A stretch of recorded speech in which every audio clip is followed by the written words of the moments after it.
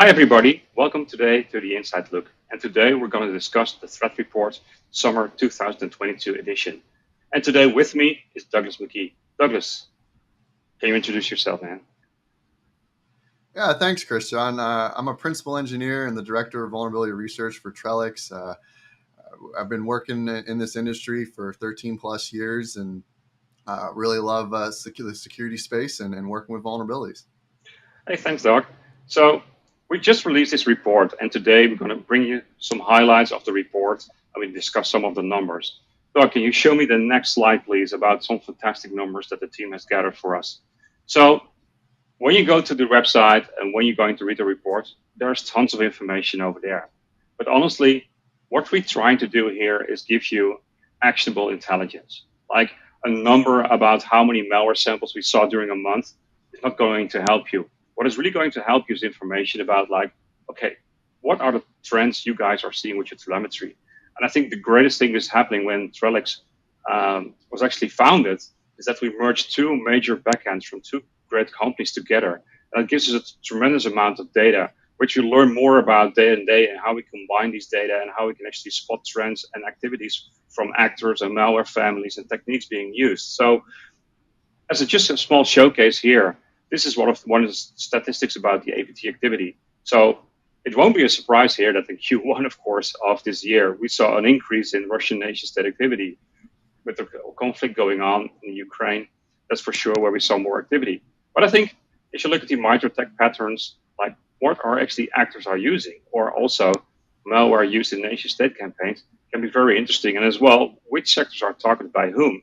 Because honestly, with the amount of information you get on a daily basis, you have to make decisions where to focus. Where do you need to focus your research team on? And speaking about the research team, Doug, you're leading our vulnerability team. Can you show us some of the research you and your team did over the last couple of months? You presented research at RSA. We released a bug report in June. So take the floor, man. Yeah, absolutely. And like you just mentioned, Christiaan, our focus is providing actionable intelligence to the industry, not just a bunch of statistics, that you can't do anything about. So that's kind of where our bug reports focused. Is we try to have a lot of fun. It's light humor driven report every month, and our main goal is to provide to you what is the most important CVEs that happened over the last month that you need to be focusing on. And it comes out on the first Wednesday of every month. And this June, our team of researchers selected these three CVEs. Now, this is not based on CVSS score. It's kind of more of a gut feeling, right? We take into account prevalence, what is actually widely used across enterprises. And so these are the three that came up. I'm not going to spend a lot of detailed time talking about these today. You can read the report for more information, but at a high level, there's a vulnerability and unauthenticated command injection for Confluence, Atlassian's wiki software. This is a very widely used piece of software internally. In fact, we even use it as well. Made sure we patched right away when this came out.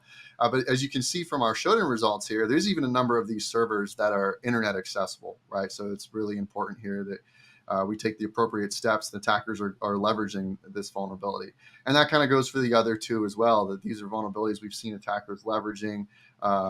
Felina, which everybody knows came out, ruined everyone's Memorial Day, at least in the cybersecurity world. As Huge usual. Microsoft Office. Yeah, usual. We can't have a nice holiday, right, Christiaan? We can't have nice things. No, it's always released on Fridays afternoon, right? Or during the weekend. Absolutely, every single time.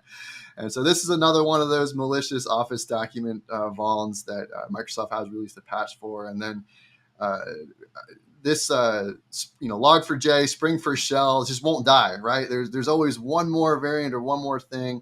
And this is in the VMware Spring Data MongoDB as another remote code execution vulnerability. We have a proof of concept here where we're popping calculator.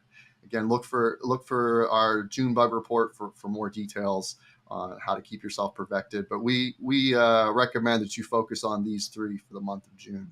So one of the things I heard, and tell me more about it, is that you're not the most wanted person in healthcare security because honestly, you seem to break a lot of this stuff and enjoy it. So I can imagine that some medical manufacturers are putting you on the blacklist or blocking list.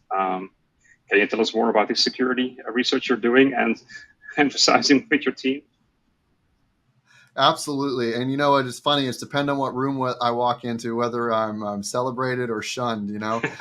Definitely some of the healthcare institutions really respect and enjoy the work we're doing. Some of the vendors are not necessarily excited at first, but we have some great relationships we've developed as a result where we're able to get critical vulnerabilities patched. And they do obviously welcome and respect that information. And so, yeah, uh, we do a lot of original research there, Christiaan. As you're aware, we recently released vulnerabilities in the BBROM infusion pump. One of the things I talked about at RSA and before, and that was done by myself, but also Philippe Larhart on our team. In years past, we've researched things like patient monitors and other ICS systems related to the healthcare space. But what we did this time was, hey, let's not focus on our research, but let's focus on just like, what are all the vulnerabilities out there for healthcare? And if we take a look at that kind of like from an OSINT perspective and dive in, Charles McFarlane on our team did a great job digging into this research. Kind of some scary results, Christiaan.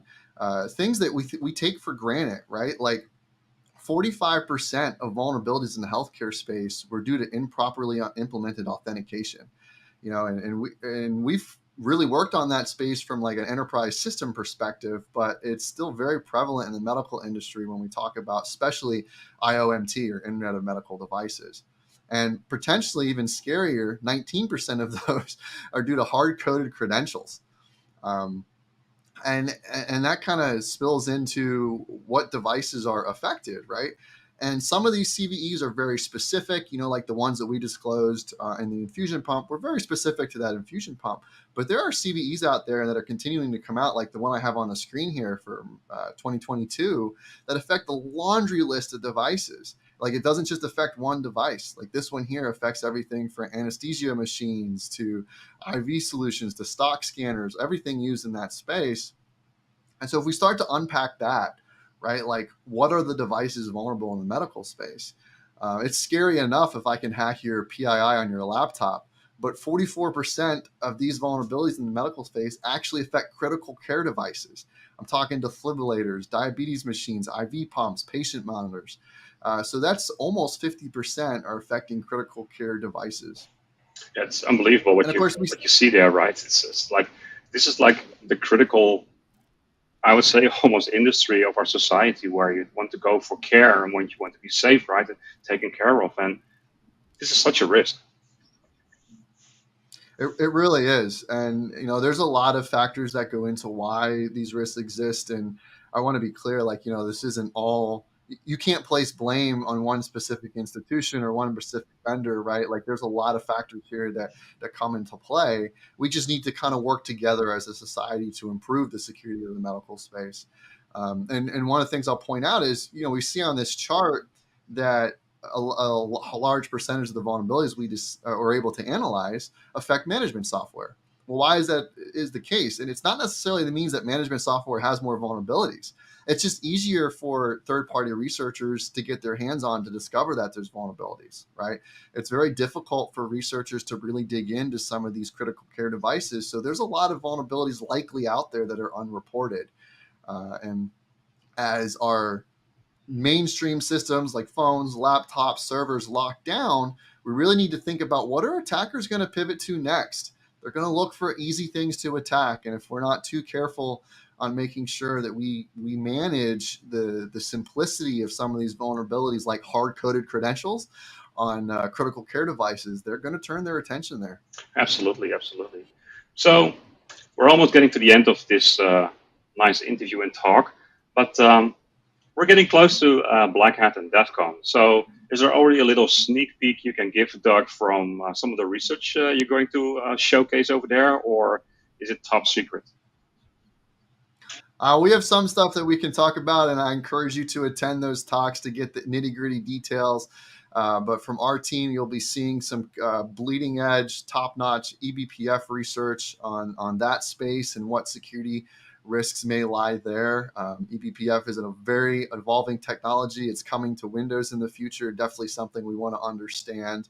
And so that's why we're looking at it from a team One of our most senior researchers, Rich Johnson, will be talking about that at Black Hat. Highly encourage that session. And then, of course, in the ICA space, we got our rock stars of Steve Provolny and Sam Quinn going to be talking about an access control system and the process they went through in finding 8 vulnerabilities in that system and how that affects the operation of across multiple industries, because we all use access control in the corporate world. So stay tuned for that stuff coming out around DEF CON and Black Hat. Of course, we've got some more, but those are the ones I'm willing to talk about right now. Yeah, that's fantastic. And also in the other part of the team, and in the nation state research team and malware team, we're going to actually release a tool in Black Hat for the community, so for better analysis for .NET malware. So as you noticed, Trellix Research Org is on top-notch research and top-notch people. If you want to read already some of our research, of course, we have the summer edition of the threat report, but on this slide, you can see some more research we recently published around RSA, into the report, and we thank you so much for watching, and till next time. Bye-bye.